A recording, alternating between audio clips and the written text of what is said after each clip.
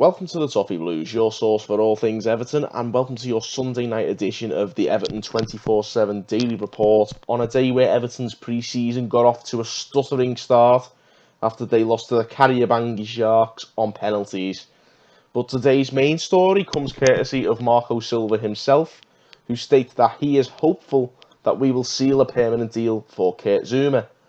Zouma is, of course, in training with Chelsea at the moment, and he's off on their Irish training camp, where Frank Lampard, their new manager, said he wants to give him a chance. He was filmed during Chelsea training the other day and said he was happy to be back, but I'm pretty sure he could be considered to be happier elsewhere, and like Silva, I'm hopeful we can coax him back to Goodison.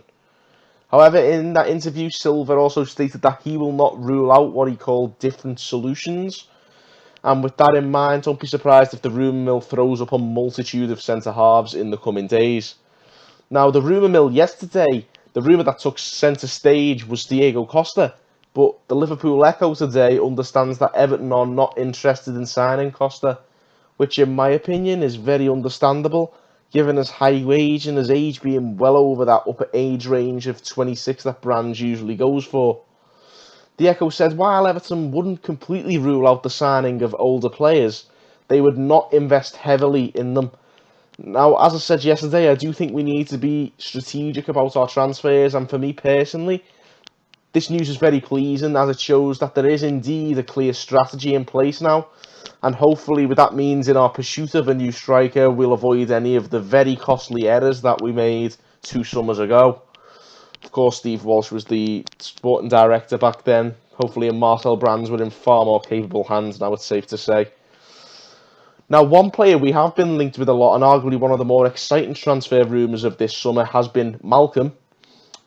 And I've spoken about how keen I would be on us getting Malcom, but now the Daily Mirror, reckon Arsenal have made an offer to take the Brazilian on loan for next season. Now, Barcelona have said that they would prefer a permanent sale rather than a loan deal, which could give us the impetus to try and get Malcom, who, as I've mentioned before, I still think he'd be a better value option than David Neres, even if we paid to sign him permanently. I think Neres' stock's very high after his Champions League exploits, and I think maybe, given Malcom didn't have the best of seasons in Catalonia, I think he may well be a better value option. And I'd like to see us try and beat Arsenal to the punch there. So if it is true that Arsenal have made an approach, maybe it's the time to chance our arm on this one.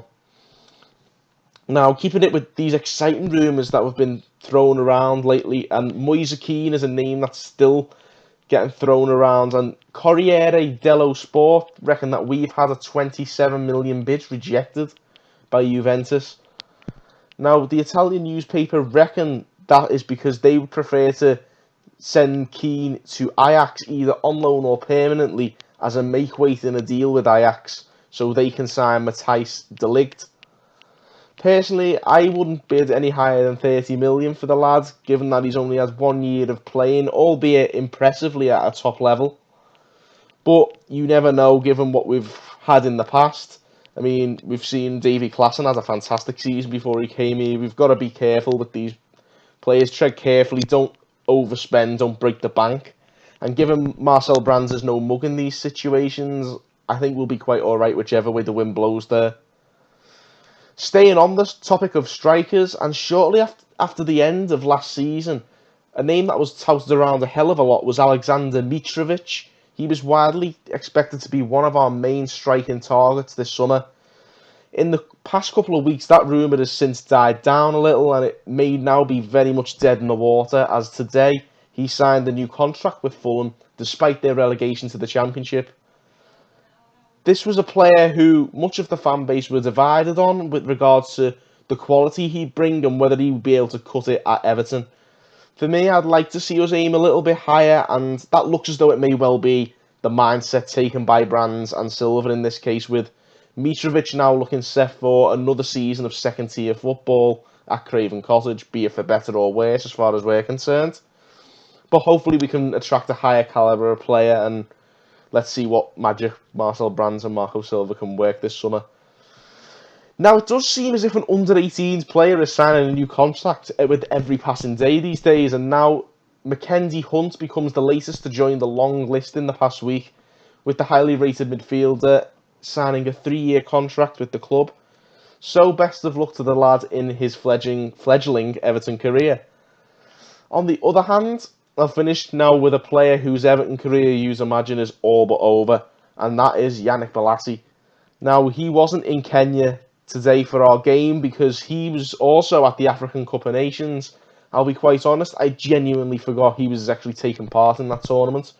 But yeah, he was there, but now he'll be coming home after he skied the crucial penalty over the crossbar in the shootout as his Democratic Republic of the Congo side were eliminated on penalties against Madagascar.